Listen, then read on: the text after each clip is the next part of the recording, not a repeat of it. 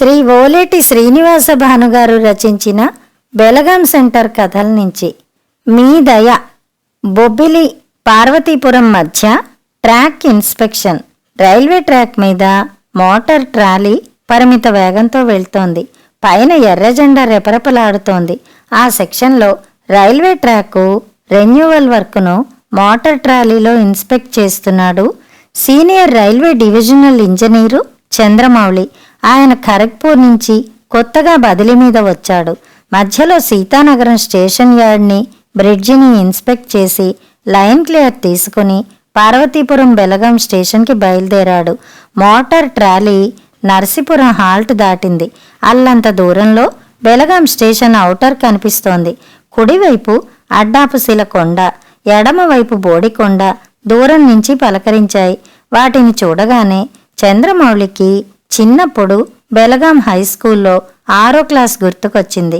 Adinarayana గుర్తుకొచ్చాడు. Belgaum high school 6వ తరగతి ఏ section. Sankranti సెలవుల తర్వాత స్కూల్ తెరిచారు. First period class teacher David master వచ్చారు. హాఫ్ ఇయర్లీ ఆన్సర్ పేపర్లు తీసుకొచ్చారు. తన పేరు పిలిచారు. తెలుగు, ఇంగ్లీషు, లెక్కలు, సైన్సు, సోషల్ స్టడీస్ అన్నిట్లో తనే first. Very good Chandramouli, keep it up అన్నారు. ఆ తర్వాత ఒరే ఆదినారాయణ అని గట్టిగా పిలిచారు. చివరి వరుసలోని ఆదినారాయణ మెల్లగా ముందుకు వచ్చాడు.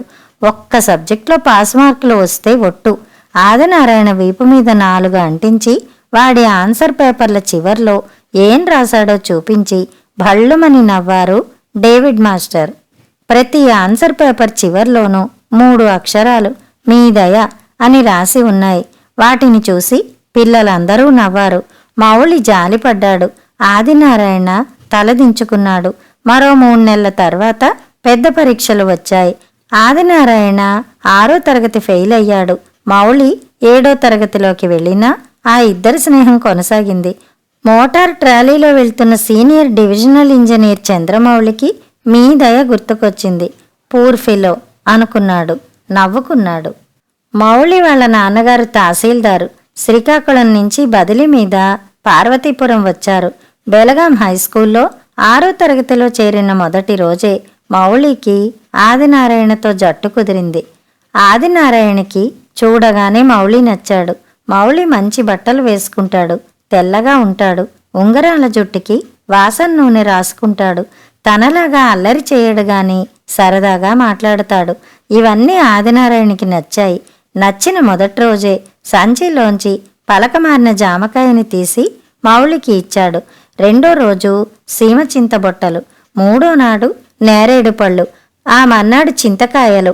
ఆదినారాయణ ప్రేమతో అభిమానంతో ఇచ్చినవన్నీ మౌళి ఆప్యాయంగా రుచి చూశాడు. రోజుకో రకం ఎక్కడి నుంచి తెస్తున్నావని అడిగాడు.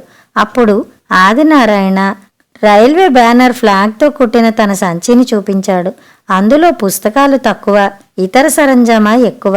ఎక్కడో ఏరుకు తెచ్చిన ఖాళీ సిగరెట్ పెట్టెలు, సినిమా ఫిల్మ్ ముక్కలు, గుండ్రంగా అరగదీసిన రాళ్ళు ఉన్నాయి. ఇంటర్వెల్లో ఓ రాయిని తీసి నిక్కర్ జేబులో పెట్టుకుని హైస్కూల్ వెనక కాంపౌండ్ వాల్ దగ్గరికి మౌళిని తీసుకువెళ్ళాడు ఆదినారాయణ. అక్కడ చాలా పెద్ద చింత చెట్టు ఉంది. దాని నిండా కాయలు గుత్తులు గుత్తులుగా వేలాడుతున్నాయి. వాటిని చూపిస్తూ ఆ శివార ఏలాడతన్నదే, ఆ గుత్తిని కొట్టిమంటావేటి అని అడిగాడు ఆదినారాయణ. చాలా పైకి ఉంది, దొరుకుతుందంటావా ఆశ్చర్యపోతూ అడిగాడు మౌళి. పక్కకి జరుగు అంటూ జేబులోంచి అరచేతి వెడల్పున ఉన్న రాయిని తీశాడు. దాని అంచు కత్తిలాగా ఉంది. ఆ రాయిని కుడి చేత్తో అందుకున్నాడు. 4 అడుగులు వెనక్కి జరిగాడు. తలను కొద్దిగా కుడివైపు తిప్పి కుడి కన్ను మూసుకున్నాడు. ఎడమ కంటితో పైకి చూస్తూ కుడి చేతిని వెనక్కి తిప్పి ఒక్కసారిగా ఆ రాయిని చెట్టు పైకి విసిరాడు. అది విష్ణుచక్రంలాగా కొమ్మల్లోంచి దూసుకుపోయింది. చివరి కొమ్మకి వేలాడుతున్న గుత్తిని బలంగా తాకింది. మరుక్షణం టపటపామంటూ చింతకాయలు దబ్మంటూ రాయి కింద పడ్డాయి. ఆదినారాయణ గబగబా వెళ్ళి వాటిని ఏరుకుని రాయిని జేబులో దాచుకుని చింతకాయల్ని మౌళి చేతిలో ఉంచాడు. అప్పుడు మౌళి కంటికి ఆదినారాయణ జానపదాల్లో ఎన్టీఆర్లా కనిపించాడు. మన కంట పడాలే గాని ఎలాంటి కాయ అయినా ఎంత ఎత్తులో ఉన్నా దెబ్బకి పడాల్సిందే అన్నాడు ఆదినారాయణ గర్వంగా. అలా అంటూ తన సంచిలోని రాళ్ల గురించి చెప్పాడు. ఇవి ఇలాటలాటి రాళ్లు కావు, రైలు పట్టాల మీద పరుస్తారు చూడు, మెట్లంగి రాళ్లు. వీటిని మా నాన్న పేలస్టు రాళ్ళు అంటాడు. వాటిలో నాడమైనవి ఎంచుకుని దాచుకుంటాను అన్నాడు. ఆదినారాయణ వైపు వింతగానూ మెచ్చుకోలుగాను ఆరాధనాపూర్వకంగానూ చూశాడు మౌళి. ఆదినారాయణ తండ్రి రైల్వేలో గ్యాంగ్మ్యాన్. బెలగాం రైల్వే స్టేషన్లో గూడ్ షెడ్ పక్క క్వార్టర్స్లో ఉండేవాడు. మౌళికి రైల్లో వెళ్లడం ఇష్టం. రైల్వే స్టేషను, ప్లాట్ఫాము, అక్కడి దుకాణాలు ఆ కుర్రాడికి కొత్తగా వింతగా అనిపించేవి. అందుకే ఆదినారాయణ పిలిస్తే బెలగాం రైల్వే స్టేషన్కి వెళ్ళాడు మౌలి. అక్కడ క్లాస్ 4 రైల్వే క్వార్టర్స్లో సర్దుకున్న ఆదినారాయణ పెద్ద కుటుంబాన్ని చూశాడు. అక్కడి నుంచి ట్రాక్ మీద ఆదినారాయణతో కలిసి పార్వతీపురం టౌన్ వైపు వెళ్ళాడు. 7 కానాల దగ్గర ఇసుకలో ఆడాడు. పక్కనే పొలం నుంచి ఆదినారాయణ తెచ్చిన వేరుశనక్కాయల్ని, రేగుపళ్ళని, చెరుకు గడల్ని రుచి చూశాడు. అలాగే బెలగాం సెంటర్ దగ్గర నాయుడు వీధి వెళ్లే తోవలో ఉన్న తమ బంగళాకు ఆదినారాయణ్ణి తీసుకెళ్లాడు. ముడుచుకుపోతూ బెరుగ్గా చూస్తూ లోపలికి అడుగుపెట్టిన నారాయణ్ను బెత్తు కుర్చీలో కూర్చోబెట్టాడు. వాళ్ళ అమ్మగారు చేసిన దోశల్ని మరీ మరీ తినిపించాడు మౌళి. మౌళి ఆదినారాయణల మధ్య స్నేహం బలపడింది. 2 ఏళ్ల పాటు కొనసాగిన ఆ స్నేహానికి అనుకోకుండా తెరపడింది. మౌళి వాళ్ళ నాన్నగారికి ఓ రోజు గుండెపోటు వచ్చింది. కారులో విశాఖపట్నం తీసుకెళ్తుంటే బొబ్బిలి దాటగానే కన్ను మూశారు.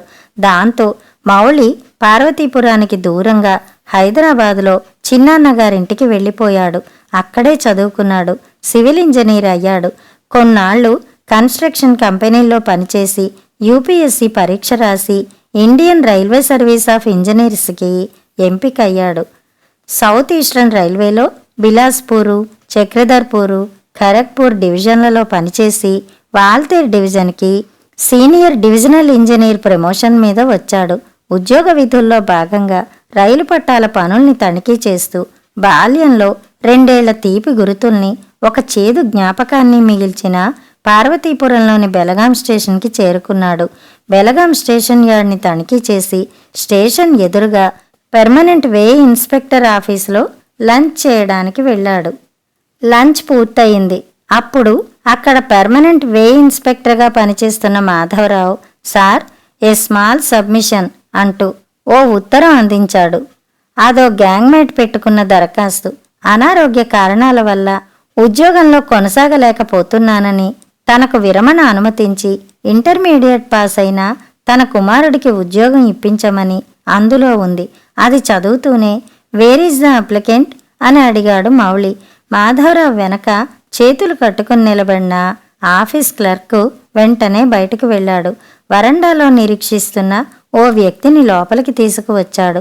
పక్షవాతం వల్ల కాలు చెయ్యి పడిపోయి కర్ర సహాయంతో కుంటుకుంటూ వచ్చిన ఆ వ్యక్తి చేతులు జోడించబోయాడు. వీలు కాలేదు. ఏదో చెప్పాలని తాపత్రయపడ్డాడు. మాట రాలేదు. మౌళి అతన్ని చూశాడు. ఎదురుగా కూర్చోమని చెప్పి మిగిలిన వాళ్ళని కాసేపు బయటికి వెళ్ళమని సైగ చేశాడు. అందరూ వెళ్ళిపోయారు. మౌళి కుర్చీలోంచి లేచాడు. భయంతో ముడుచుకుపోయిన వ్యక్తి దగ్గరికి వెళ్ళి భుజం చుట్టూ ఆప్యాయంగా చెయ్యి వేసి, గుర్తున్నానా ఆదినారాయణ, నేను చంద్రమౌళిని, తహసీల్దార్ గారి అబ్బాయిని. బెలగాం హై స్కూల్లో మనం 6వ క్లాస్ చదువుకున్నాం అన్నాడు. ఆదినారాయణకి ఏం జరుగుతోందో అర్థం కాలేదు. అర్థమైన తర్వాత అన్నీ జ్ఞాపకం వచ్చాయి. ఉద్వేగం పట్టలేకపోయాడు. మనిషి కదిలిపోయాడు. మాట తడబడింది. అతి కష్టం మీద దొర మీ దయ అని మాత్రం అనగలిగాడు. మౌళి తన పర్సులోంచి కొంత మొత్తాన్ని తీసి ఆదినారాయణ జేబులో ఉంచాడు. ధైర్యం చెప్పాడు. 1 నెల రోజులు తిరగగానే ఆదినారాయణ పెట్టుకున్న దరఖాస్తుకు అనుకూలంగా విశాఖపట్నం డివిజనల్ ఆఫీస్ నుంచి ఆదేశాలు వచ్చాయి. కథ సమాప్తం.